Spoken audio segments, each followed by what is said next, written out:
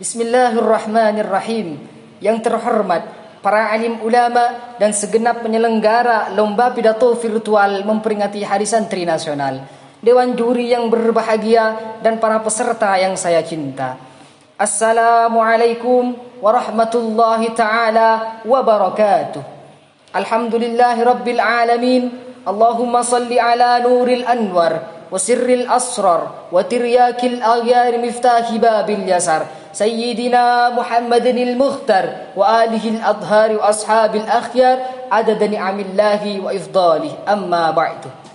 Alhamdulillah, puja dan puji syukur kita haturkan kehadirat Allah Subhanahu wa taala yang telah memberikan rahmat dan hidayah kepada kita semua. Salawat dan salam tak lupa kita haturkan, tak lupa kita bingkiskan kepada sang reformator akbar kita, yakni baginda Nabi besar Muhammad sallallahu alaihi wasallam.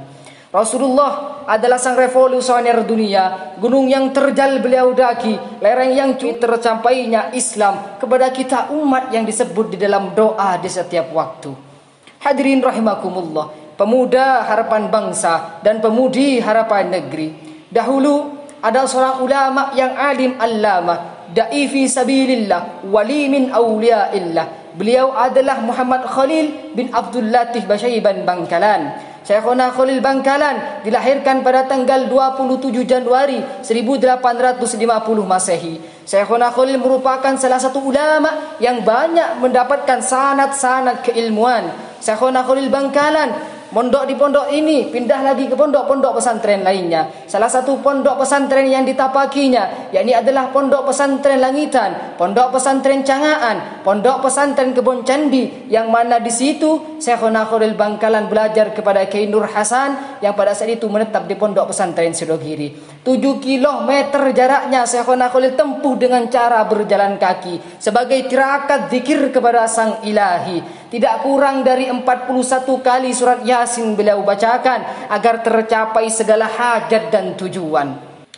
Hadirin rahimakumullah, Syekhona Khalil muda terkenal sebagai orang yang cerdas luar biasa. Ilmu nahwu sorof sudah seperti makanan sehari-harinya. Bahkan alfiyah pun berada di luar kepalanya. Syekhona Khalil ada orang yang hafidul Quran, bahkan bukan cuma hafal Al-Quran, bahkan Syekhona Khalil adalah orang yang menguasai qiraatu sab'ah, yakni 7 bacaan di dalam Al-Quran. Apa sampai di situ Syekhona Khalil perjuangannya mencari ilmu? Tidak. Syekhona Khalil adalah orang yang haus akan ilmu. Syekhona Khalil adalah orang yang berpanutan dengan sabda Rasulullah sallallahu alaihi wasallam, "Utlubul ilma minal mahdi ilal lahdi." Tuntutlah ilmu dari buayan seorang ibu sampai liang lahat. Maka dari itu Syekhona Khalil Bangkalan kemudian pindah lagi ke salah satu pondok pesantren di Banyuwangi. Setelah dari pondok pesantren Banyuwangi, Syekhona Khalil Bangkalan menyempurnakan ilmunya ke kota suci Mekah Al-Mukarramah. Selama di perjalanan, Syekhona Khalil setiap harinya habiskan dengan cara berpuasa sebagai tirakat kepada Allah Subhanahu wa taala.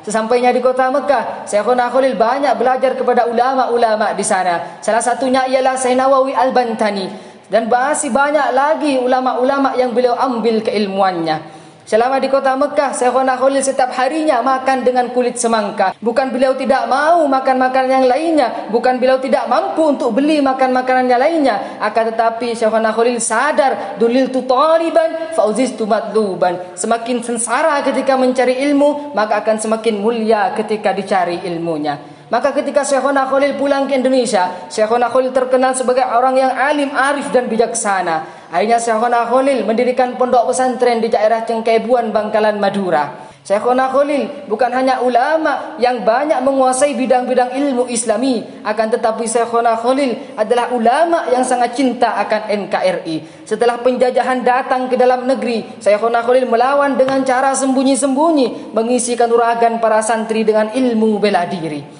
Syekhona Khalil akhirnya ditangkap oleh para penjajah, dimasukkan ke dalam jeruji besi. Tapi aneh bin ajaibnya, jeruji besi sama sekali tidak dapat dikunci karena ada ridho dari Sang Ilahi.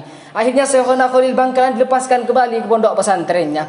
Pada tanggal 14 Mei 1923, langit berduka, bumi tertunduk penuh luka ditinggalkan ulama yang arif dan bijaksana. Beliaulah Muhammad Khalil bin Abdul Latif Basyaiban Bangkalan namanya. Sampai sekarang para peziarah banyak datang mengunjunginya, mengharapkan setitik barokah darinya yang kini sudah berpindah alam dari dunia menuju tempat yang lebih dekat dengan Allah Subhanahu wa taala. Demikianlah pidato singkat biografi Syekhona Khalil Bangkalan, burung irian burung cendrawasih. Sekian dan terima kasih. Ihdinas siratal mustaqim. Assalamualaikum warahmatullahi wabarakatuh.